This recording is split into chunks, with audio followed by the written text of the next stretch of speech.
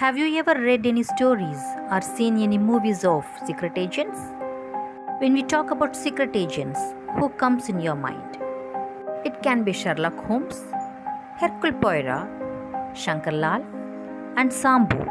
The list goes on.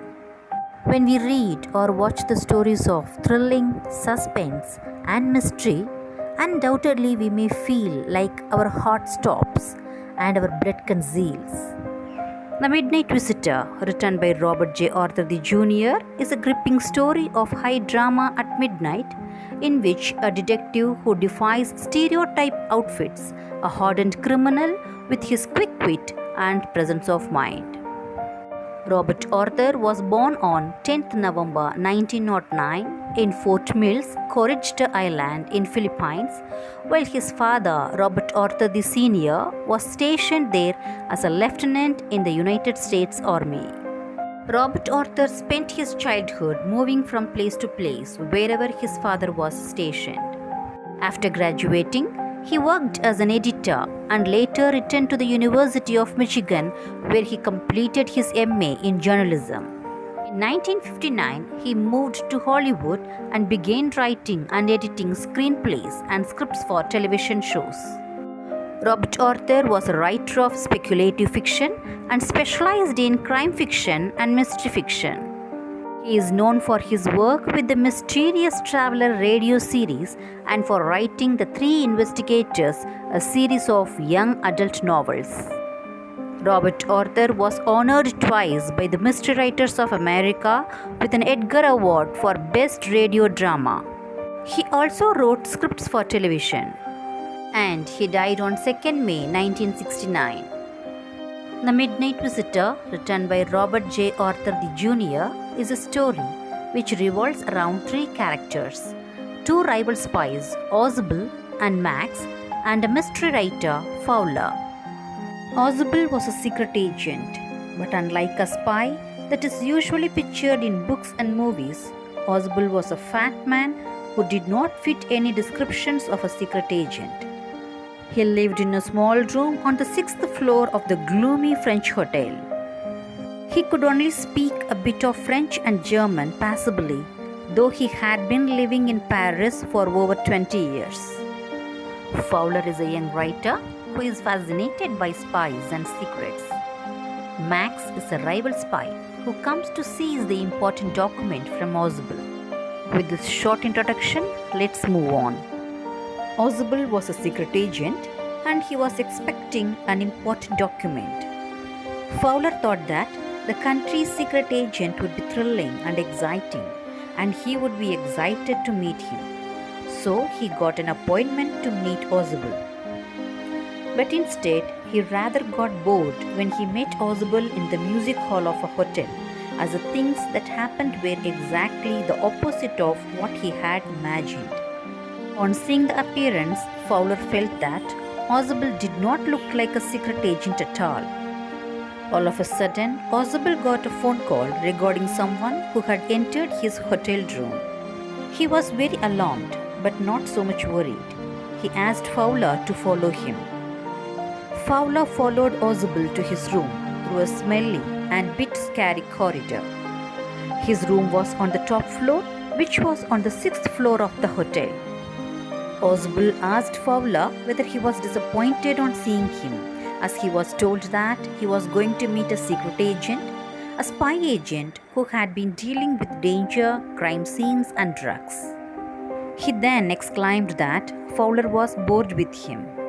As soon as he opened the door of his room, Ozible gave way to Fowler. Ozible told Fowler that he had been thinking all wrong, and the best part was yet to come, as they would soon be coming across a paper for which a lot of men and women had risked their lives, and that report was very important. After saying this, Ozible closed the door behind him and turned on the light. As soon as the light was turned on, Fowler experienced his first thrill of visiting a secret agent as he saw a man with an automatic pistol standing across the room. Ozible recognized the man as Max and asked him what was he doing in his room when he was supposed to be in Berlin. Max was thin, a bit short, and his face looked a bit like that of a fox. He seemed harmless except the gun he was holding. Max said that he wanted the report about the missiles for which Ausable had been waiting. He also said that he would be able to keep the report more safely. Ausable sat down on a chair and started speaking that he would definitely have a fight with the management of the hotel, as this was the second time that someone had climbed up from the balcony of the room. Fowler looked towards the window and saw that it was an ordinary window and that it was pretty much dark outside. Max said that he came through the master key and did not know about the balcony. Had he known about it, his work would have become much easier. Ausable continued that it was not his balcony through which people had tried coming in, but was of the next apartment. He then started explaining things to Fowler that his room used to be a part of a large unit and the room next to his room used to be a living room. Then he said that it had the balcony that came till the window of his room. Then he said that to climb up to his room, one needed to go to the empty room, which was 2 rooms away from his room, and climb up the balcony. And also added that somebody did climb up the balcony last month as well. He also told Fowler that the management had told him that they would surely get it blocked, but they still hadn't done so. Max looked at Fowler, who was standing near Ausable, and told him to sit down as there was still half an hour for the report to reach Ausable. In return, Ausable said that it was not 30 minutes but 31 minutes that were left for the report to reach them. The report was supposed to come in around 12:30 at night. Ausable asked Max how he had come to know about the report coming in, so as the same repeated by Max too, and also added that nothing would happen to the report because he would take it from Ausable straight to his team. Then suddenly a knock is heard on the door and Max panicked. Ausable said that it might be the police because he had asked them to check on him after some time, as he thought that the report he was about to receive was important and definitely required extra attention. When Max heard Ausable saying so, he did nothing but held the window sill and sat at the sill with both the legs outside. The doorknob turned and Max thought that the police would be coming in. So he jumped from the sill to fall on the balcony. And when he fell, a loud and shrill scream was heard. When the door opened, a waiter was standing at the door with a tray, a bottle of wine and 2 glasses. He came in and kept everything on the table and said that it was the bottle that Ausable had ordered for. The waiter opened the cork of the bottle skillfully and left.